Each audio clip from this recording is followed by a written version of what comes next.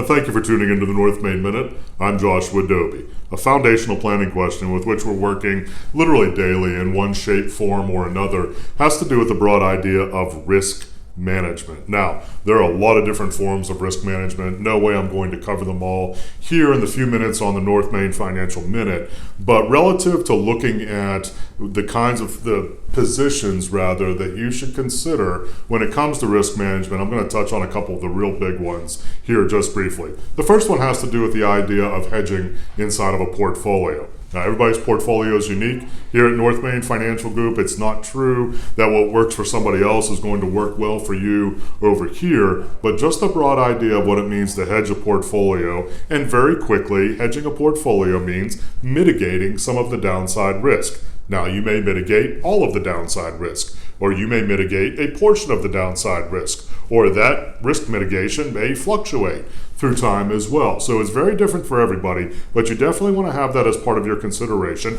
Not necessarily that you want to implement it, but just something that from a risk management standpoint, you at least want to consider if that's something you want to implement as part of your overall portfolio strategy. Second big thing it has to do is the broad idea of insurance. When we think risk management, generally speaking, very quickly, we think about insurance because insurance is one of the easiest and most direct ways to be able to move risk from you to another entity, often an insurance company. Not always, but often an insurance company. So that can be life insurance, disability insurance, property insurance, casualty insurance, commercial lines insurance, all kinds of different things that have to do with paying a premium so that you can move a portion or all of a certain sleeve of risk that is yours to another entity.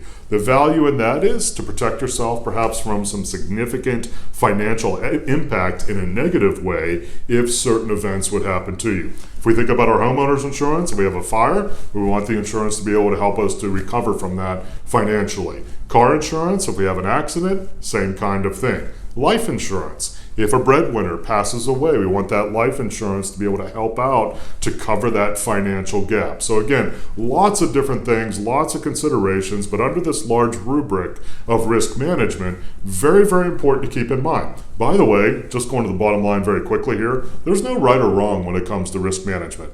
It's to your personal preference. There are certain risks that we want to mitigate or we want to offload, if you will, to another party or another entity. And then there are those risks that we choose to maintain ourselves or to keep that risk exposure ourselves. There's no right or wrong answer for anybody. It's different. So it's very important, though, that you evaluate and most importantly understand what risks you're maintaining and what risks are being covered by some sort of hedging or insurance.